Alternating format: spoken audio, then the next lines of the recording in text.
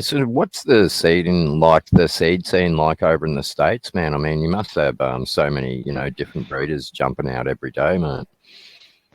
Yeah, I mean, there is. It's like everybody's a breeder now, it seems like. So, but Yeah. but Yeah. I mean, you can get pretty much whatever you want over here as far as genetics goes, like uh clone wise or seed wise, And it's basically just Mm. pick and choose who your favorite people are, who you trust has the Yeah. best stuff or whatever that you can work with. Mm. So, and then